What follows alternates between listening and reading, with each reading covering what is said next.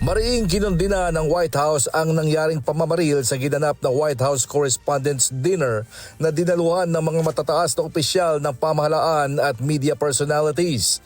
Ayon sa administrasyon, ang insidente ay isa na namang patunay ng lumalalang political violence sa bansa. Tinawag din ito ng White House na ikatlong tangkang pagpatay kay President Trump sa loob ng 2 taon. This is the third major assassination attempt against President Trump in 2 years. No other president in history has faced such repeated, serious attempts on his life.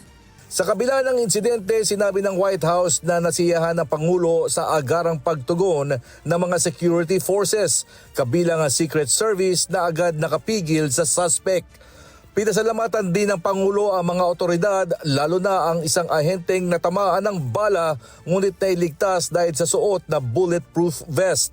Kaugnay nito, nanawagan ng White House sa Kongreso na ipasa na ang karagdagang pondo para sa Department of Homeland Security upang mas mapalakas pa ang seguridad ng bansa. Saturday night served as yet another reminder of how important it is to fund the Department of Homeland Security. The Secret Service is a vital component of DHS. It has been directly impacted by this reckless political gamesmanship. Everyone in this room who was there on Saturday night witnessed the heroes of Secret Service and federal law enforcement jump into action in the face of grave danger and uncertainty. Samantala, humarap na sa korte ang suspect na kinilalang si Cole Thomas Allen.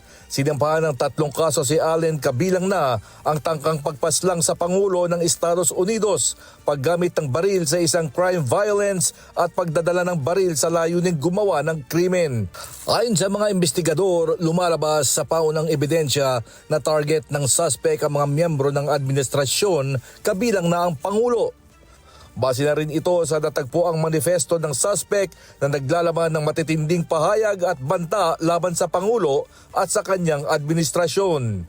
Sa kabila ng mga pagkakaiba ng pananaw sa politika, nanawagan ang White House na dapat idaan sa maayos na pag-uusap ang mga hindi pagkakaunawaan at hindi sa karahasan. Debating, peaceful protesting, and voting are how we need to settle disagreements, not bullets. Nobody in recent years has faced more bullets and more violence than President Trump. This political violence stems from a systemic demonization of him and his supporters by commentators, yes, by elected members of the Democrat Party and even some in the media. This hateful and constant and violent rhetoric directed at President Trump day after day after day for 11 years has helped to legitimize this violence and bring us to this dark moment. Sa kabila ng paulit-ulit na banta sa kanyang buhay, sinabi ni Trump sa isang panayam na hindi siya natatakot at handa siya sa mga ganitong sitwasyon. James Bonduyan, umataw sa balita ngayon.